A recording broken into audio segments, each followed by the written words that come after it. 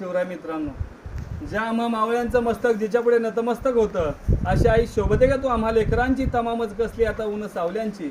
झालो किती मोठा तरी बात काय त्या नवलायची, तरी जन्मभर करीन ग मी पूजा तुझ्या पावलांची. अशा आपल्या राष्ट्रमाता राजमाता मासाहेब जिजाऊ शहाजीराजे भोसले अहो या सह्याद्रीच्या कड्या कपाऱ्यांतून मावळ्यांच्या जातीनं, चित्त्याच्या पायीनं, तलवारीच्या पातीनं आणि मराठ्याच्या जातीनं या महाराष्ट्राच्या मातीत असा काही इतिहास घडवला की या जगाच्या पाठीवर दुसरा राजाच जन्माला आला नाही. तो या हिंदुस्थानचा मालक छत्रपती शिवराय.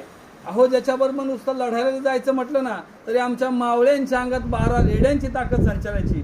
अहो जो आपल्या मृत्यूच्या वेळी आपल्या आबासाहेबांना सांगत राहिला, आबासाहेब आभा एवढ्या डोळ्यांनी तुम्ही मला पाहत असाल हो, पण तुमचं ते आभा एवढं रूप पाहायला माझ्याकडे डोळे उरले नाहीत हो. अहो एक सांगतो आबासाहेब, माझ्या रक्ताचाच अभिषेक घालून जर या स्वराज्याचं मंदिर पवित्र आणि पावन जर करायचं असेल ना तर त्या रायगडीवरच्या जगदीश्वराला एकच प्रार्थना करेल, अरे बाबा या मातीत मरण्यासाठी, या मातीत माझं रक्त सांडण्यासाठी मला एक वेळा नाही, मला हजार हजार वेळा जन्माला घाल, पण ज्या ज्यावेळी मला जन्माला घालशील ना त्यावेळी फक्त आणि फक्त शिवपुत्र म्हणून जन्माला घाल, असं ठणकावून सांगणारे माझे छत्रपती संभाजी महाराज.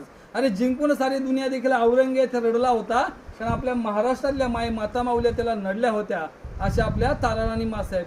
अरे या सर्वांच्या चरणांची पायधूळ, एक कुंकवाचा करंडा घ्यावा आणि त्या कुंकवाच्या करंड्यामध्ये या सर्वांच्या चरणांची पायधूळ गच्च गच्च भरावी आणि रोज सकाळी आपल्या भाळाला लावावी. अशा मर्दानी देवतांना प्रथमतः माझा मानाचा त्रिवार मुजरा आणि अभिवादन करतो. विश्वव्याख्याता सागर सुतार आज ज्या मातीमध्ये उभा आहे ती हीच माती आहे मित्रांनो.